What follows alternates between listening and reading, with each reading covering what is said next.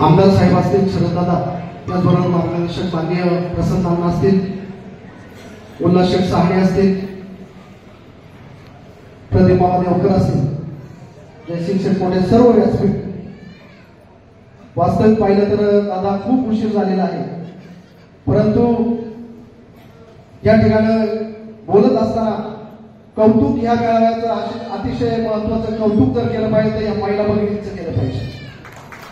इतका वेळ झालाय, अगदी गेली 2.5 तास लेकरांना घेऊन फक्त आणि फक्त या शिवसेनेच्या मेळाव्यासाठी जयश्री बाबूंनी सांगितलं तसं कोणतीही अपेक्षा न ठेवता, अपेक्षा न ठेवता निरपेक्ष अशी यांची वाट पाहण्याची क्षमता.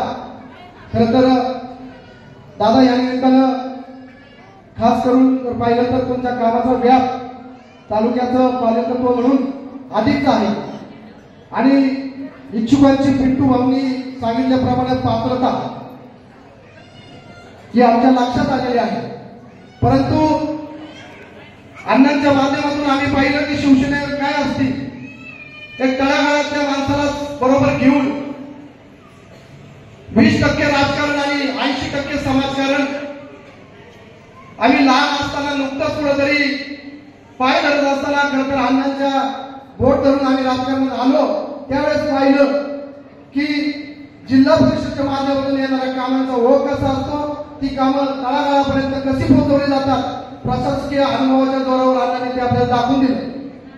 त्यानंतर स्वाभिमान सेवा संघटनेच्या माध्यमातून आम्हाला एक तालुक्याला आणि शिवसेनेला नवीन ऊर्जा मिळाली, ती म्हणजे शरददादा सरवडे. त्या दादाच्या निमित्तानं देखील आम्ही पाहिलं की दादा काम करण्याचं जी पद्धत होती, अगदी आजच्या या मेळाव्याचं विशेष कौतुक दादा जर पाहिलं, दादा तुम्हाला सांगू इच्छितो, दादा या ठिकाणी मध्यंतरीच्या काळात जे आजच्या मेळाव्याचं जर सर्व शिवसैनिकांच्या साक्षीनं मला या ठिकाणी उमेदवारी इच्छुक असणं नसणं तो भाग तुमचा आहे, परंतु सर्व तमाम शिवसैनिक बंधू भगिनी आणि सर्व आदरणीय व्यासपीठ या ठिकाणी या गोष्टीचा आनंद आहे. जुने नवे शिवसैनिक आज एक दिसतात, हे अतिशय महत्वाचा भाग या निमित्तानं दादा या ठिकाणी भगवमय वातावरण झालेलं आहे.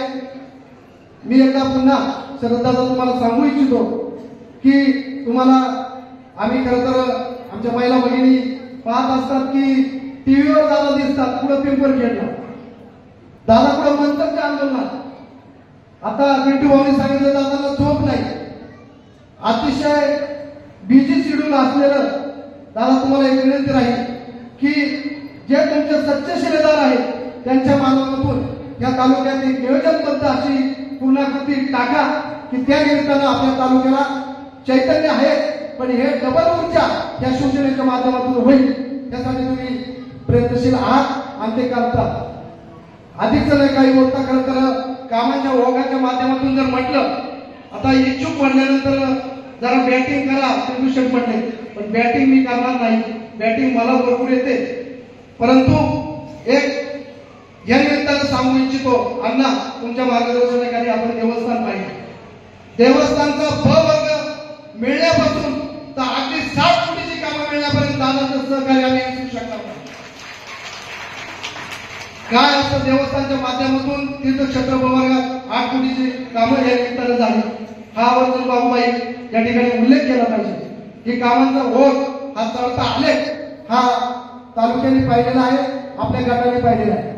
गटाचा परिपूर्ण अभ्यास या निमित्तानं जर म्हटलं तर पिंपरी पेठासारखं सदन असं गाव, कुकडी माईच्या तीरावर असलेलं आपली पिंपळवंडी, आई महालक्ष्मी बळगंगाच्या आशीर्वादानं पुढे झालेले आपलं उमरज, ही सर्व गावं या निमित्तानं या गटाला जोडलेले हे आमचं सर्वांचं भाग्य आहे. खरं पाहिलं तर या निमित्तानं याचं प्रतिनिधित्व उद्या कुणी करेल, परंतु एक या निमित्तानं अगोदरची जी भाषण झाली तेच माझं एक प्रामाणिक मत असेल का उमेदवार कोणताही असो, आमचा उमेदवार हा धनुष्यबाणच असणार. आणि या निमित्तानं सर्वांगीण सर्व अधिकार या निमित्ताने भाऊभाई अण्णा दादा सर्व मंडळीला आहे. मी अधिकच काही न बोलता पुन्हा एकदा आलेल्या सर्व जुन्या नव्या म्हणावं लागतं दादा का, तर आपण खूप प्रयत्नातून म्हणजे आता मध्यंतरी काळात कोण इकडं कोण तिकडं, परंतु अण्णा जो एक विचार असतो, तुम्ही दादा अपक्ष म्हणून रिक्षा चालवली पण त्याच्या पाठीमागे आम्हाला शिवसेना दिसत होती आणि ती तालुक्याने आपल्याला दाखवून दिली. आम्ही पाहिलं की म्हणायचे अरे इकडं मतदान कर त्याला मतदान कर ते चिन्ह आहे, परंतु जो खरा शिवसैनिक आहे त्यांनी इकडं तिकडं न जाता रिक्षावर शिक्का मारला आपल्याला दिसला आणि तो बहुमताने आपण या ठिकाणी खरं तर त्यामध्ये आमच्या महिला भगिनींचं सुद्धा आणि आळं तिथं काही कमी पडलं नाही. आळ्याने अधिकाधिक प्रचंड लीड देण्याचं काम या निमित्ताने आमदारकीला केलेलं आहे.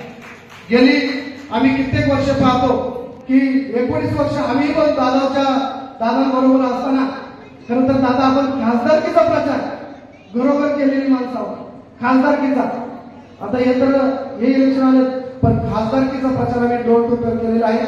आधीच काही न बोलता आलेल्या सर्व शिवसैनिकांचं या नवजीवन मंगल कार्यालयामध्ये स्वागत करून आभार मानतो.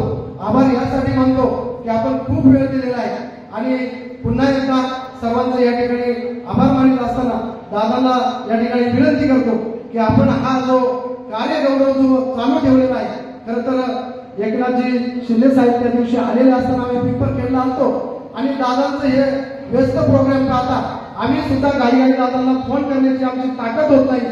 असाच हा विकासाचा उंचीचा आलेख आम्हाला सर्व तालुक्याला गटाला मिळव या निमित्तानं जिल्हा परिषद पंचायत समितीच्या माध्यमातून आपण चांगला निर्णय घ्याल आणि सर्व ही बांधलेली भद्रमूठ अशीच ठेवण्याची या इथून पुढे कालावधीत या ठिकाणी ग्वाही देतो आणि थांबतो. जय हिंद, जय महाराष्ट्र.